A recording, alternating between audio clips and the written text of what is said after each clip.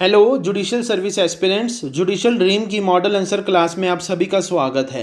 जैसे कि आप सभी को पता है कि हमारी एमपीजेएस की जो टेस्ट सीरीज़ है वो 13 सितंबर को लॉन्च हो चुकी है और हमने सबसे पहला मॉक टेस्ट आईपीसी का अपलोड किया था। उसके बाद हमने सीपीसी, सीआरपीसी, एविडेंस और कॉन्स्टिट्यूशन के मॉक टेस्ट अपलोड किए थे और 19 तारीख को हमने अपना टीपीए का मॉक टेस्ट अपलोड किया था। जिन भी स्टूडेंट्स ने हमारी फुल टेस्ट सीरीज़ को बाय किया है उनके लिए ऑल द बेस्ट। परंतु अभी तक जिन भी स्टूडेंट्स ने हमारी फुल टेस्ट सीरीज़ को बाय नहीं किया है वे हमारे इंडिविजुअल मॉक टेस्ट को भी बाय कर सकते हैं और उसे एनालाइज करने के बाद यह डिसाइड कर सकते हैं कि उन्हें हमारी फुल टेस्ट सीरीज़ को बाय करना चाहिए या बाय नहीं करना चाहिए। और अगर उनके मन में कोई भी डाउट है तो वो हमारे ब्रोशर में से हमारी टेस्ट सीरीज़ की डिटेल को पढ़ सकते हैं और अगर फिर भी कोई डाउट रह जाता है तो वो हमारे ब्रोशर में दिए हुए कॉन्टैक्ट नंबर पर कॉल करके उस डाउट को कभी भी क्लियर करवा सकते हैं। और जो भी स्टूडेंट्स बिहार के जुडिशरी के एग्ज़ाम में अपीयर हो रहे हैं उनकी अच्छी प्रिपरेशन के लिए हमारी टीम ने एक स्पेशल टेस्ट सीरीज़ को लॉन्च किया है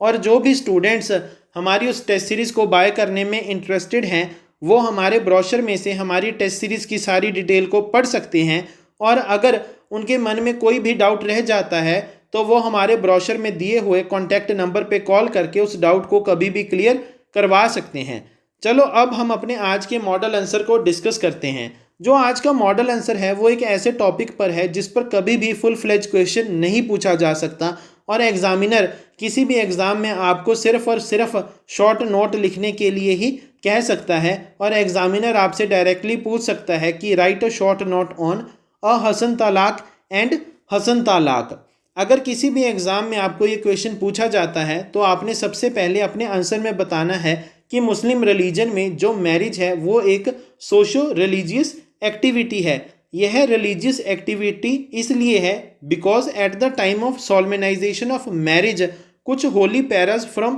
कुरान काजी के द्वारा पढ़े जाते हैं। तो हम यह कह सकते हैं कि मुस्लिम रिलीजन में भी मैरिज को परफॉर्म करते समय कुछ रिलीजियस एक्टिविटीज़ को परफॉर्म किया जाता है और यह सोशल एक्टिविटी इसलिए है क्योंकि यह सोसाइटी को आगे बढ़ने में हेल्प करती है, क्योंकि यह पार्टीज़ को एक लेजिटिमेट चाइल्ड प्रोक्रिएट करने के लिए अलाउ करती हैं और by procreating a legitimate child जो पार्टीज़ हैं वो सोसाइटी को आगे बढ़ने में हेल्प करती हैं। इसके बाद हम अपने आंसर में बताएंगे कि परंतु मुस्लिम लॉ में टू अ कंसिडरेबल एक्सटेंट जो मैरिज है वो एक कॉन्ट्रैक्चुअल इन नेचर है, क्योंकि मुस्लिम रिलीजन में मैरिज को सोलमेनाइज करते समय पार्टीज़ को कुछ ऐसी कंडीशंस को फुलफिल करना पड़ता है जो कि कंडीशंस हमें एक कॉन्ट्रैक्ट को बनाते समय फुलफिल करनी पड़ती हैं। तो हम यह कह सकते हैं कि जो मुस्लिम मैरिज है वो एक सिविल कॉन्ट्रैक्ट की ही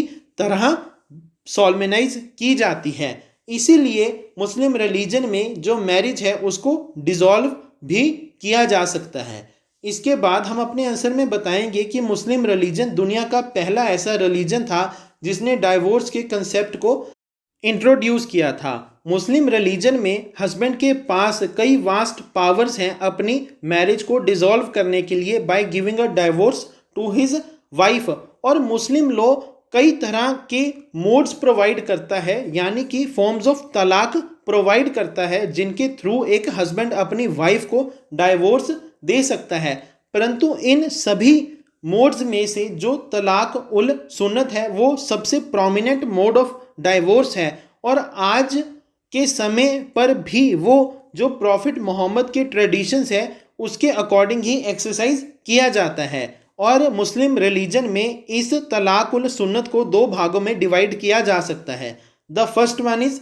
अ Hasan talaq and the second one is Hasan talaq. सबसे पहले हम अपने आंसर में अ हसन तलाक को एक्सप्लेन करेंगे और बताएंगे कि मुस्लिम रिलीजन में अ हसन का मतलब बेस्ट या फिर वेरी प्रॉपर होता है और यह जो मोड ऑफ तलाक है वो सबसे अप्रोप्रिएट मोड ऑफ तलाक है और एक बेस्ट काइंड ऑफ तलाक है। परंतु मुस्लिम रिलीजन में अगर किसी भी हस्बैंड को अपनी वाइफ को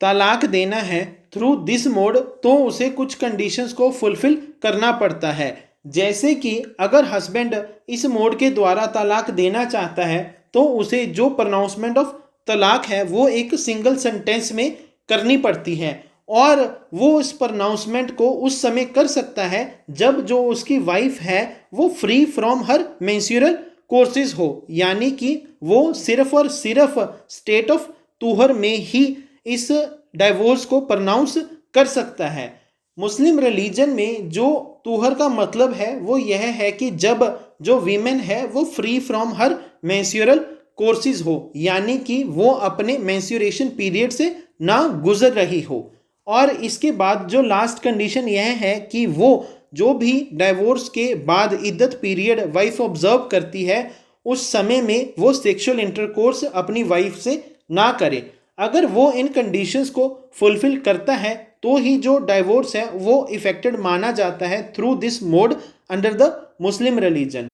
इसके बाद हम अपने आंसर में बताएंगे कि मुस्लिम रिलीजन में इस मोड के थ्रू अगर डाइवोर्स दिया जाता है वो इद्दत पीरियड के दौरान रिवोकेबल होता है, यानी कि जो पार्टीज हैं वो इस डाइवोर्स को रिवोक कर सकती हैं आइदर एक्सप्रेसली और इम्प्लाइडली। अगर जो हस्बैंड है वो अपनी वाइफ के साथ कोहैबिट करने लग जाता है ड्यूरिंग द इद्दत पीरियड तो इसका मतलब यह है कि उसने इम्प्लाइडली जो डाइवोर्स है उसको रिवोक कर दिया है। परंतु after the expiry of iddat period जो यह डाइवोर्स है वो इरेवोकेबल बन जाता है, यानी कि वो फाइनल हो जाता है और इसके बाद जो पति पत्नी हैं वो अलग अलग हो जाते हैं। इसके बाद हम अपने आंसर में हसन तालाक को एक्सप्लेन करेंगे और बताएंगे कि मुस्लिम रिलीजन में हसन का मतलब गुड या प्रॉपर होता है और अहसन फॉर्म ऑफ डाइवोर्स के बाद जो हसन तलाक है वो एक most appropriate form of divorce है। और अगर हस्बैंड अपनी वाइफ को डाइवोर्स देना चाहता है थ्रू दिस मोड तो उसे कुछ कंडीशंस को फुलफिल करना पड़ता है, जैसे कि अगर हस्बैंड अपनी वाइफ को डाइवोर्स देना चाहता है तो उसको सक्सेसिवली 3 बार जो डाइवोर्स का फॉर्मूला है उसको प्रोनाउंस करना पड़ेगा। और अगर जो उसकी वाइफ है वो सब्जेक्ट टू मेंस्ट्रुएशन पीरियड है तो उस केस में जो वो पहली बार डाइवोर्स के फॉर्मूले को प्रोनाउंस करेगा वो इन द पीरियड ऑफ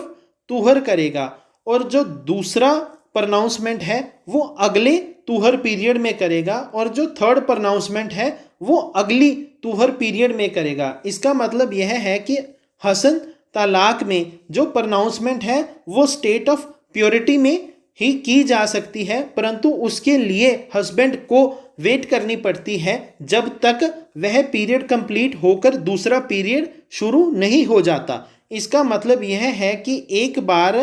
तुहर पीरियड में डाइवोर्स को प्रोनाउंस करने के बाद हस्बैंड को वेट करनी पड़ेगी जब तक दूसरा तुहर पीरियड स्टार्ट नहीं हो जाता। ऐसे ही उसको दूसरे तुहर पीरियड में प्रोनाउंसमेंट करने के बाद थर्ड तुहर पीरियड तक वेट करनी पड़ेगी और जब वो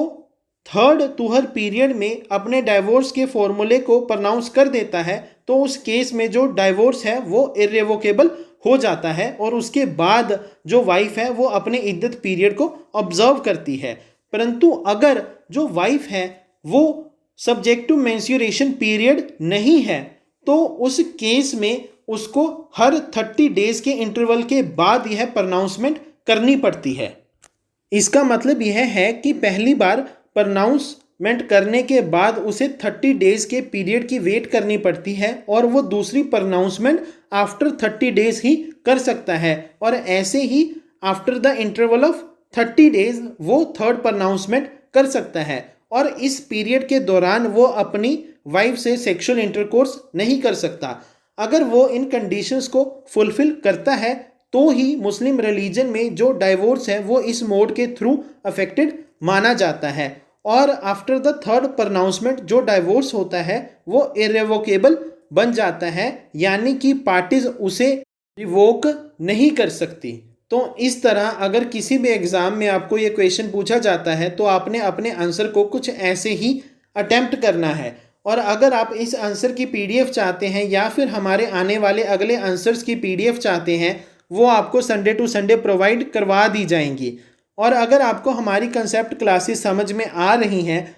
और आप इन्हें पसंद भी करते हैं तो आप हमारी हर एक वीडियो को शेयर करें, हमारे चैनल को सब्सक्राइब करें, फॉलो करें और जिन भी स्टूडेंट्स ने अभी तक हमारी MPJS की टेस्ट सीरीज़ को बाय नहीं किया है वो हमारे इंडिविजुअल मॉक टेस्ट को भी बाय कर सकते हैं और उसे एनालाइज करने के बाद यह डिसाइड कर सकते हैं कि उन्हें हमारी फुल टेस्ट सीरीज़ को बाय करना चाहिए या बाय नहीं करना चाहिए। और अगर उनके मन में कोई भी डाउट है तो वो हमारे ब्रोशर में से हमारी टेस्ट सीरीज़ की सारी डिटेल को पढ़ सकते हैं। और अगर फिर भी कोई डाउट रह जाता है तो वो ब्रोशर में दिए हुए कॉन्टैक्ट नंबर पे कॉल करके उस डाउट को कभी भी क्लियर करवा सकते हैं। और जो भी स्टूडेंट्स बिहार के जुडिशरी के एग्ज़ाम में अपीयर हो रहे हैं और वो हमारी टेस्ट सीरीज़ बाय करने में इंटरेस्टेड हैं, वो हमारी टेस्ट सीरीज़ की सारी डिटेल को हमारे ब्रोशर में से पढ़ सकते हैं। और अगर फिर भी कोई डाउट रह जाता है तो वो ब्रोशर में दिए हुए कॉन्टैक्ट नंबर पे कॉल करके उस डाउट को कभी भी क्लियर करवा सकते हैं। Thank you.